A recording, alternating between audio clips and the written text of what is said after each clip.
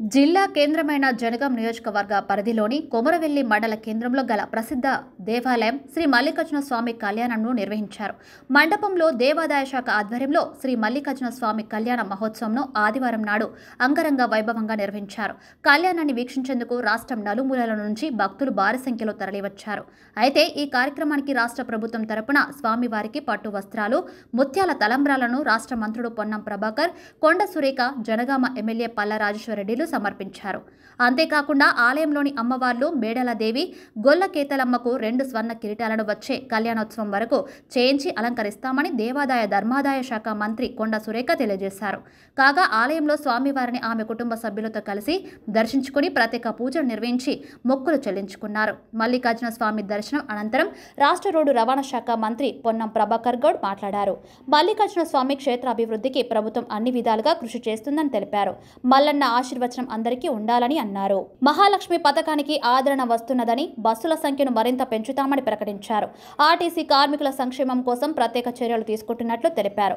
ఇక స్వామివారి కళ్యాణం అనంతరం తిరుగు ప్రయాణంలో మంత్రి కొండా సురేఖకు చేదు అనుభవం ఎదురైంది. పోలీసులు, భద్రతా అధికారుల మధ్య సమన్వయ లోపంతో దేవాదాయ అటవీ శాఖ మంత్రి కొండ సురేఖ అరగంట పాటు కాన్వాయ్ కోసం వేచి చూడాల్సి వచ్చింది. అప్పటికీ కాన్వాయ్ రాకపోవడంతో సొంత కారులోనే ఆమె గెస్ట్ హౌస్ కు వెళ్లిపోయారు.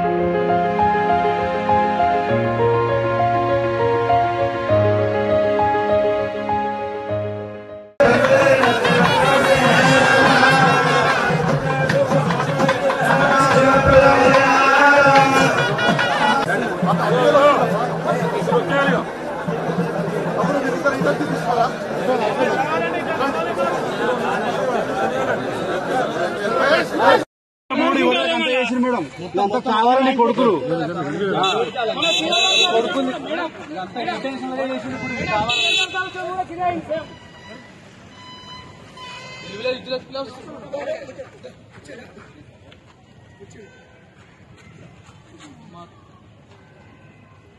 కూడా భయం లేదు.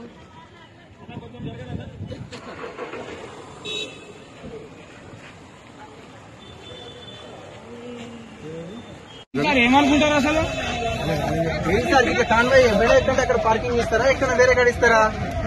ఉంటే కారు ఉండాలి, కానీ ఏడు ఉండాలి. అంతే దొంగలిగా టీఆర్ఎస్ గవర్నమెంట్ అనుకుంటారు వీళ్ళు.